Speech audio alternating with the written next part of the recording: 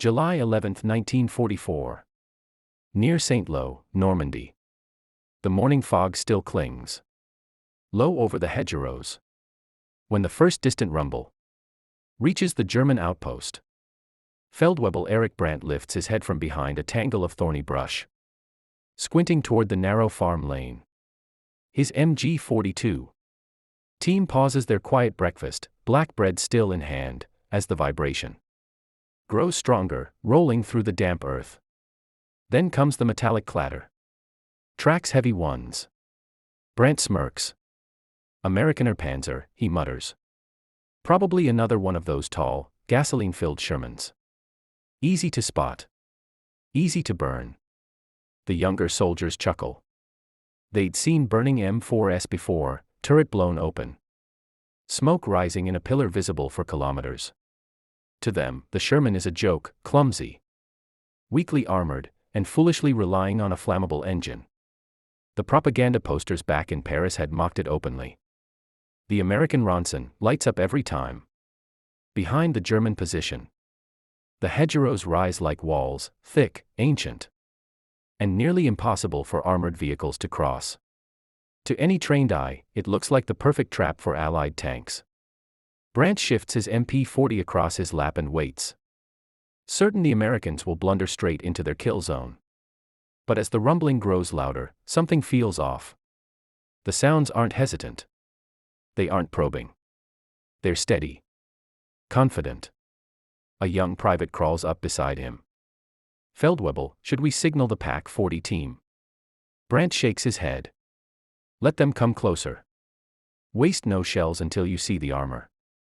The private nods and raises his field glasses, only to freeze. Sir, that's not one tank. Brandt snatches the binoculars from him. And then he sees it. Shermans, 5 of them, rolling in a staggered formation through the broken morning haze. Their engines hum like industrial machines, equal parts mechanical and alive. Dust swirls behind them. Antennas whip. A .50 caliber flexes atop each turret like the stinger of a patient wasp. But something about the lead Sherman catches the German sergeant's eye. It's not slowing down at the hedgerow. It's speeding up. Inside that tank sits Lieutenant Carl Harrington, 29 years old, commander of a tank that had already survived 2 direct hits from German anti-tank guns earlier that week. Sweat streaks through the dust on his face. The interior smells of oil, metal, and the faint sting of cordite. His gunner, PFC Owen Mills, braces inside the turret as Harrington clenches the radio handset. Red leader to all tanks, brace. We're punching through. Behind him, the loader shouts, we're going through the hedge. Sir, that thing could be hiding anything. Exactly, Harrington replies. That's why we hit it like a battering ram. The Germans watch in disbelief. Shermans aren't supposed to do this. Shermans aren't supposed to be this fast. Brandt shouts an order, but it's already too late. The M4 slams into the hedgerow, throwing up a shower of roots, soil, and splintered brush. Instead of bogging down, it bursts through, erupting out the other side like an armored beast.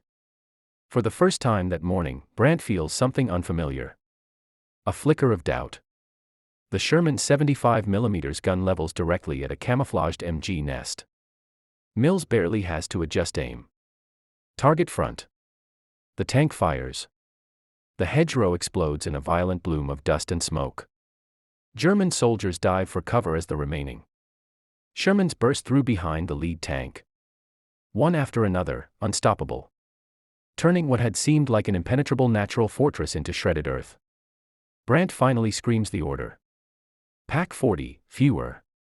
Fewer. But the gun crew is already shaken, scrambling to reposition as the American tanks fan out, their engines howling. For the first time, the Germans aren't laughing. They're scrambling. They're afraid. The Sherman, dismissed as a cheap, weak, burning coffin, has just done something no panzer could do. And it's not stopping. The Pack 40 crew fights to swing their 75mm anti-tank gun toward the incoming American armor. The weapon is lethal, deadly. Even, but only when properly set. Properly sighted, and properly braced. Right now, under pressure. It feels like a massive metal anchor dragging through mud. Gefreiter Jonas Kramer, the gunner, slams his shoulder into the breech block, trying to steady the weapon. His loader fumbles with a shell, adrenaline making his hands clumsy. They can hear the Shermans now, closer, louder, too loud. The lead tank swings its hull. Treads grinding against roots and dirt as it clears the last of the hedge wall. Harrington barks into the intercom. Mills, front left, the gun crew. Take them before they settle. On it. Inside the turret, Mills grips the elevation. Whelan draws a bead on the pack. 40, its long barrel. Just now steadied by the German crew. He can see one of the Germans reach for the traverse handle. Too slow. Firing. The 75mm roars again. The shell strikes low, smashing into the gun shield in a cascade of steel fragments. Kramer is thrown back, ears ringing, vision white. Another crewman goes down instantly, motionless. The Pak-40 is still intact, but the men operating it are not. Behind the Americans, the other Shermans fan out. Engines groaning as they widen the breach and pour into the orchard beyond the hedge. A sudden burst of German rifle fire rattles across their hulls. Bullets spark harmlessly off steel. One German soldier fires a Panzerfaust from behind a collapsed stone wall, his shot sailing toward the second Sherman. The tank commander, Staff Sergeant Paul Jennings, sees the launch flash. Faust. 10 o'clock. His driver swerves the tank just enough as Jennings ducks into the turret. The warhead hisses past the tank and detonates in a shower of dirt behind them. Jennings slams the cupola hatch, shouting, "Driver, run him down." The Sherman roars forward. The German soldier tries to reload, panicking, dropping the second warhead. Too late. The 30-ton tank crushes the wall and sends stones and dust flying as the man dives away. This isn't how the Germans expected the morning to unfold. They were supposed to hold this ground. The Hedgerows were supposed to stop the tanks. The Shermans were supposed to be burning wrecks. Instead, the Americans are using the terrain like a weapon. Brandt crawls behind a shattered apple tree. Blood dripping from a cut across his cheek. His MG-42 is half buried in dirt, useless for now. He looks out across the orchard as the Shermans advance. Their hulls rocking over ruts. Their turrets sweeping with a calm, methodical menace. He mutters under his breath, "Das ist unmöglich." But it is happening. The Americans had adapted, and fast. With bulldozer blades welded to their hulls and fresh techniques devised by field engineers, the Shermans had become hedgerow breachers. What the Germans saw as natural fortifications, the Americans turned into doorways. Another burst of fire echoes through the orchard as Mills switches to the coaxial machine gun, stitching rounds into German positions along a low stone terrace. Infantrymen flee, diving into foxholes, shocked by the speed and aggression of the attack. This isn't the slow, plodding Sherman advance German soldiers were told to expect. This is something completely different. Inside Harrington's tank, the atmosphere is tense but controlled. Loader Ramirez slams another shell into place. The tank thunders forward, the whole frame vibrating like a living creature. Harrington leans into the periscope, scanning for the telltale silhouette of another anti-tank gun or a Panzer lurking deeper in the orchard. "Keep pushing," he orders, his voice steady. "We hold momentum, they break." Outside, German discipline begins to waver. Some troops fire sporadically. Others retreat deeper into the orchards and lanes, shouting orders and curses as they scramble for new cover. The Pak-40 crew tries to recover, dragging their wounded behind a hedgerow. The weapon remains pointed uselessly at the earth. Brandt sprints toward them, waving his arms. "Get that gun up. We must stop the lead tank." But as he reaches the crew, another Sherman bursts through the tree line from Brandt's right flank. Its turret swings toward him like a giant, turning head. He freezes. The cannon aims. A heartbeat. A breath. A choice. Brandt dives into the brush just as the 75mm fires, the blast tearing the air apart. The Pak-40 disappears behind a cloud of dust, shredded earth, and twisted steel. The Germans' strongest defensive anchor, gone. And the Shermans keep coming. The orchard is no longer a battlefield. It's a collapse. Smoke drifts low between the apple trees as the ground trembles again, more. Shermans advancing through the widening breach. Their tracks churn through the soft soil, leaving deep scars that slice across the German defensive grid. The orchard, once meticulously fortified with overlapping fields of fire, is becoming a maze of broken positions. Inside Lieutenant Harrington's tank, heat radiates from the engine compartment, mixing with the smell of grease and gunpowder. He wipes sweat from his brow and peers through the commander's periscope. The view is chaotic, terrified. German infantry scatter like shadows between trunks and hedges. "Mills," he says quietly, "shift right. I want to hammer their fallback route." Mills pivots the turret, the gears clanking. The gun gliding toward a narrow lane leading deeper into the German-held town. He can see movement, figures sprinting, weapons abandoned. Range, 200. Target running. "Send it." Harrington orders. The 75mm barks again, echoing through the orchard like thunder. The shell blasts into the lane, throwing dirt, shrapnel, and splintered wood across fleeing soldiers. Some collapse immediately. Others simply vanish into the smoke. Behind Harrington, Jennings' tank pulls up on the left flank. Its .50 cal opening up with a deep, hammering roar. Tracers streak through the orchard, shredding low branches and kicking up bark as they rake a cluster of German riflemen attempting to regroup. Jennings yells down into his turret, "Keep those barrels hot. Don't let them reorganize." His gunner and loader work rhythmically, sweat pouring, hands moving in perfect synchronization. They've fought for days through hedgerows just like this. They know momentum is life. The German collapse accelerates. Brandt emerges from the brush, gasping, dust coating his uniform. His ears still ring from the blast that destroyed the Pak-40. His section is gone, scattered, wounded, or dead. He stumbles toward the nearest surviving element. A group of 10 infantrymen huddled behind a stone farmhouse wall. The men perk up when they see a sergeant approaching. But their faces are pale, eyes wide. "Feldwebel." One calls out, "Where are your men?"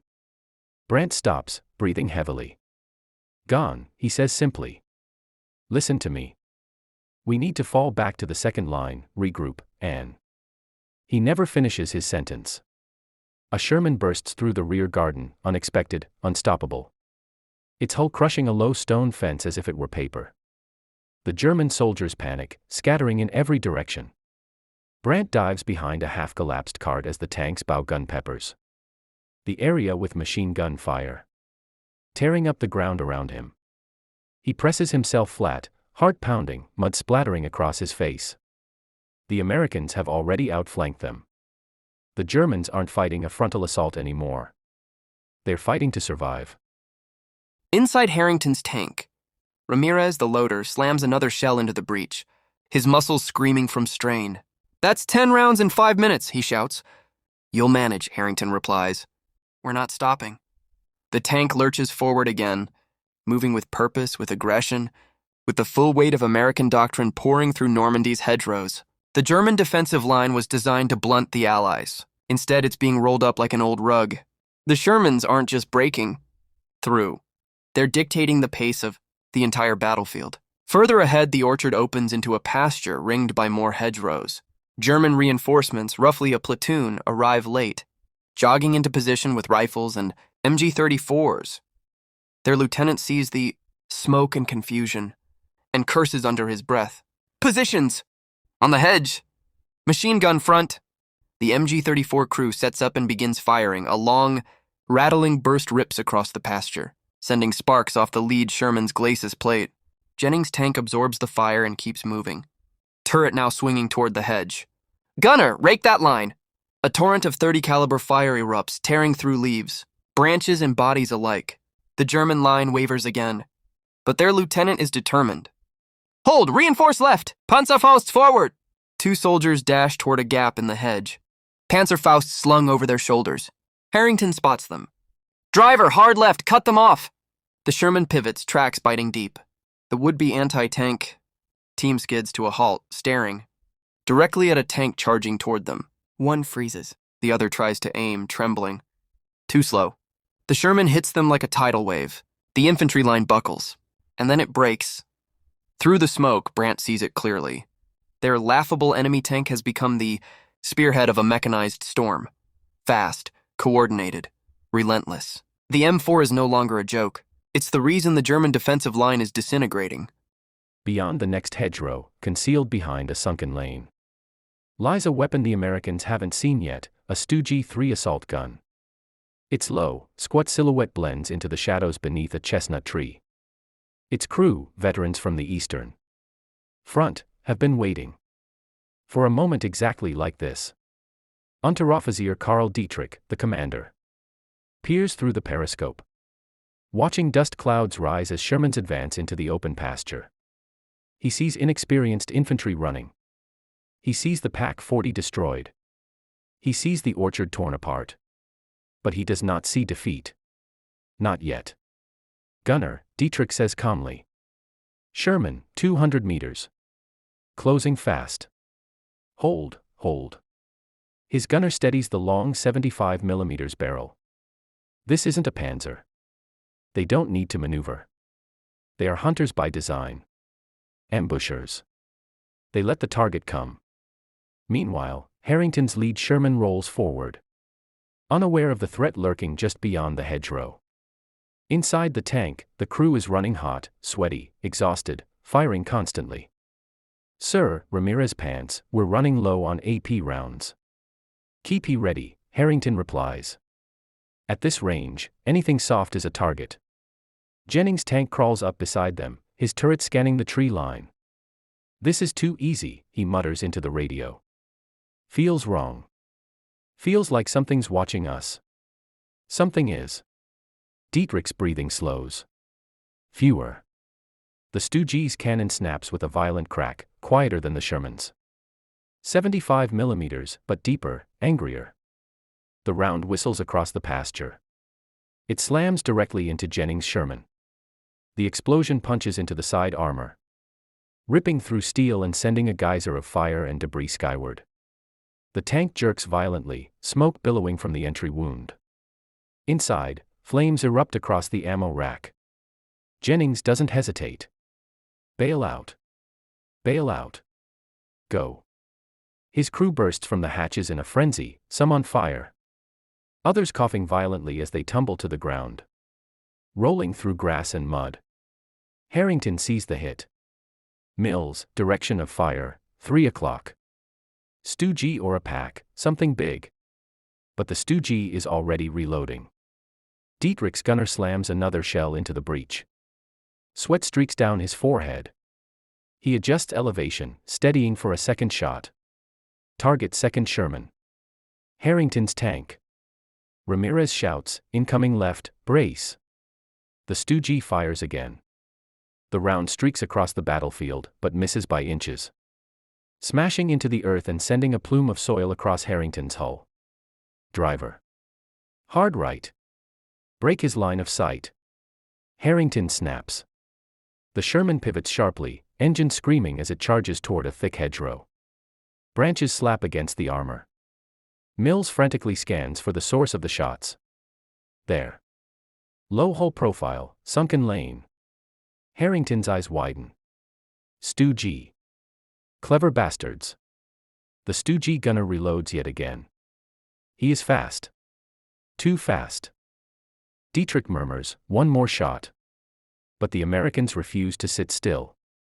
Harrington's Sherman bursts through the hedgerow, not away from the StuG, but toward it. The sudden close-distance movement throws off the German gunner. He fires. The shot sails high, punching through branches overhead. Harrington seizes the moment. Mills, load heat. Take him. The loader wrestles a heat round from the rack, slams it home. Up.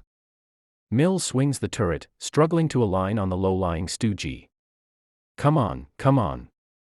The StuG desperately tries to pivot its entire hull to aim. Their fixed gun a deadly limitation in moments like this. Dietrich curses. Faster. But the Sherman is already in position. Send it. Harrington yells. The heat round fires, streaking across 30 meters and smashing directly into the StuGs. Superstructure. The explosion is violent and intimate, steel bulging inward. Fragments bursting outward. Inside the StuG, the crew is thrown like rag dolls. Smoke pours from the hatches. The assault gun goes still. The German ambush, broken. The pasture falls eerily quiet for a second.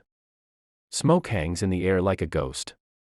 Harrington exhales, voice shaky. Enemy StuG neutralized. Jennings, status. Jennings crawls up from the grass, one hand burned, his face streaked with soot. Alive, he coughs. Barely. Harrington nods grimly. Mount up whoever's left. We push. German troops watching from the next hedgerow stare in disbelief.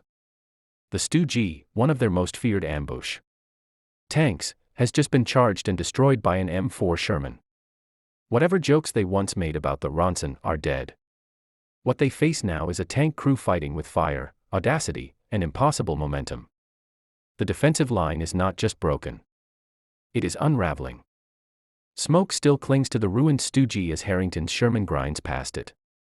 Treads scraping against the sunken lane's mud walls. The tank's engine groans under the strain, coughing heat into the cramped fighting compartment. The crew is bruised, rattled, exhausted, and utterly focused. Jennings, limping and covered in soot burns, climbs into a spare Sherman that has just arrived from the rear. His surviving crew members follow, shaken but determined. The relief tank's commander shouts over the engine noise, "Climb in, Jennings. You're with us now." Jennings slaps the turret, nodding sharply. We're not done yet. Beyond the sunken lane, the hedgerow belt thickens again, forming a green wall that stretches across the landscape. This final barrier protects the German command post and the last organized elements of their defensive line. If it falls, the entire sector collapses. German officers know this, and they're preparing their last stand. In the German rear, Unterfeldwebel Matthias Holzer, one of the few remaining NCOs with combat experience, rallies 20 survivors behind a thick hedgerow reinforced with logs and sandbags. An MG-42 is already set up. 2 Panzerfaust gunners kneel behind cover, pale and visibly shaken. Holzer crouches, listening to the distant thrum of engines. They're coming, he mutters. And they won't stop. A young private swallows hard. Feldwebel. Do you think we can hold? Holzer hesitates. Because he remembers the morning, how they mocked the M4. How they assumed it would die like the others. How wrong they were. He answers honestly. No. But he will not abandon the field. Not yet. He signals the Panzerfaust team. Wait for my mark. Let them come into the lane. Aim for the flanks. A final stand. A desperate one. Harrington prepares the breakthrough. Inside Harrington's Sherman, the atmosphere shifts. No more frantic yelling. No more shock. The crew senses it now, the line is near its breaking point. Radio check, Harrington calls. All tanks, form up. We'll breach together. Jennings responds from his replacement tank. Ready. 2 more Shermans pull up behind them. Their hulls battered, their paint scorched. But their engines ready. Mills peers through the periscope. Sir, that next hedge looks reinforced. Good, Harrington replies. Means that's where they're hiding. He leans forward, gripping the intercom mic. We go in fast. No hesitation. One strike. Ramirez, panting, braces himself against the swaying tank wall. Got plenty of heat ready. Just say the word. Harrington nods. You'll have it. The charge. The Shermans rev their engines, 4 tanks lined up nose to hedge. exhaust pouring back in thick bursts. The ground trembles under their treads. Harrington raises his arm out the hatch. Forward. All 4 tanks surge at once, engines screaming. Treads clawing the earth as they barrel toward the final hedgerow. Roots snap. Branches shatter. The reinforced barrier splinters under the assault. Holzer sees them. Panzerfausts, now. 2 German soldiers rise from cover, hands trembling as they fire. The first warhead streaks across the smoke-filled air, passing inches from Harrington's turret and detonating in the hedge behind him. The second hits Jennings' new tank square in the front plate. The explosion blinds everyone nearby. Jennings' tank rocks backward, smoke erupting from the impact, but holds. The round hasn't penetrated. Jennings grins through grit-coated teeth. Armor held. Push them. His gunner fires into the hedgerow. The heat round exploding in a violent storm of earth, wood, and human screams. Holzer fires his rifle desperately. Shouting orders drowned by the thunder of 4 tanks breaching the line. Machine guns open up, coaxial .30 calories. Ripping through the German position with precision. The MG-42 team tries to swing their weapon toward the charging Shermans, but they are cut down before they can fire more than a burst. The Panzerfaust team is obliterated in a shower of dust and debris. Holzer dives to the ground, covering his head, as Jennings' tank rolls over the hedgerow, its 30-ton weight crushing sandbags, logs, and anything beneath it. The German defensive line, once a carefully planned, fortified belt, disintegrates under the sheer force of the breakthrough. The final moment. As the smoke begins to clear, Holzer rises slowly, ears ringing, dirt caking his uniform. He stares at the Shermans pushing deeper into the farmland beyond the hedgerow. Not one of them is burning. Not one is stopping. Not one is intimidated. He had laughed at them once. Now he understands. They are not fragile. They are not slow. They are not weak. They are the unstoppable engines of an army that has learned, adapted, and refuses to yield. Holzer drops his rifle. Because this battle is over. The Americans have overrun the line. And the M4 Sherman, mocked, underestimated, dismissed, has proven itself one of the most decisive weapons on the field. The battlefield settles into an uncanny quiet, broken only by the low rumble of tank engines idling and the distant sputter of burning wreckage. Smoke drifts upward in gentle, lazy spirals. The scent of churned earth mixes with cordite and crushed vegetation. Normandy, moments ago a fortress of hedgerows and ambushes, now resembles a wounded, trampled landscape. Lieutenant Harrington lifts himself out of the turret, bracing one hand on the warm steel of the cupola. Sunlight cuts through smoke, gleaming off the tank's olive-drab armor. He scans the field, seeing German figures standing slowly, emerging cautiously from trenches and foxholes, hands raised. He exhales. It's over. Mills, Ramirez, he says softly, stand down weapons. Eyes open, but stand down. Inside, the crew releases their collective breath. Ramirez slumps against his seat, wiping sweat and grime from his forehead. Thought they had us with that StuG, he mutters. They almost did, Mills replies. Almost. Harrington taps the turret hatch. Almost doesn't count. Behind them, Jennings' replacement tank rolls forward. Its new hull dented and scratched from the Panzerfaust strike. Jennings climbs out the hatch, coughing hard, holding his ribs. His uniform is scorched, his face streaked with dried blood, but he's standing. Harrington waves him over. You alive? Barely, Jennings rasps. Good enough, Harrington replies with a thin smile. Jennings scans the field, spotting the burning remains of his first tank. His throat tightens, but he nods once, steadying himself. We'll send a recovery team for the bodies. Harrington gives a solemn nod. We will. The 2 officers share a moment of silence as infantry from the 116th Regiment pour into the newly opened breach. Their boots clicking across broken branches and torn sod. They move cautiously, rifles low, sweeping through the shattered German defenses. What they find are exhausted men, hands raised.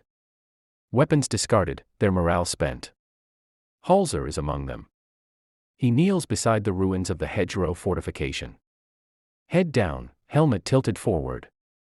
When American infantry approach, he doesn't resist.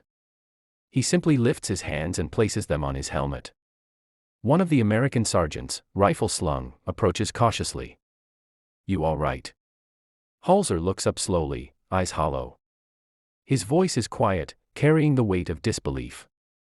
"That tank," he says in halting English. "It should not fight like this." The sergeant glances back at Harrington's Sherman, its hull plastered with dust and leaves. Its barrel still faintly smoking. "That's the Sherman for you," the sergeant replies. Holzer shakes his head. "No, this is not the tank we were told about." A moment of realization. As prisoners are gathered and the field is secured, Harrington climbs down from his tank, boots hitting the dirt with a heavy thud. He stretches his aching back and walks toward the hedgerow gap his Sherman smashed through. Behind him, Mills leans out of the turret, calling down, "Sir, what now?" Harrington studies the horizon, green fields rolling into the distance, dotted with smoke columns. "Now," he says, "now we wait for orders." "And we do it again tomorrow." Mills grimaces. "Another hedgerow?" "Dozens," Harrington replies. "Maybe hundreds." But there is no fear in his tone, only steady resolve. The kind that grows in men who have seen the worst and overcome it. German perspective. Farther back, a wounded German private sits propped against a tree stump, bandaging his own arm with trembling fingers. He watches a column of Shermans advance down a dirt lane, their silhouettes framed by smoke and sunlight. He whispers to no one in particular. "So fast. We thought they would be slow." He had been taught the Sherman was inferior. He had believed it. All of them had. But now seeing the tanks roll past, confident, coordinated, unstoppable, he understands that their mockery was based on rumor, not reality. It wasn't the armor alone. It wasn't the gun. It wasn't the design. It was the crews, the doctrine, the relentless adaptation, the willingness to charge a StuG, the bravery to breach a fortified hedge at full speed, the teamwork that turned a mediocre tank into a battlefield hammer. Sherman legacy forged in Normandy. Evening shadows stretch across the war-torn fields as the tanks settle into temporary defensive positions. Engines cool. Turrets lock. Mechanics crawl under hulls, muttering about track tension and clogged bogies. Harrington stands atop his tank, watching the sun sink past the Normandy ridgeline. The battlefield glows in the fading light. Broken hedgerows, overturned earth, abandoned German weapons. Jennings climbs up beside him. "You know," he says, "they really did laugh at us. German intel reports, prisoner interrogations. They all said the Sherman was a death trap." Harrington nods slowly. "Let them laugh." He pats the turret. "We'll keep proving them wrong." A distant artillery thump echoes across the valley. The war moves on, and the Sherman crew prepares to move with it.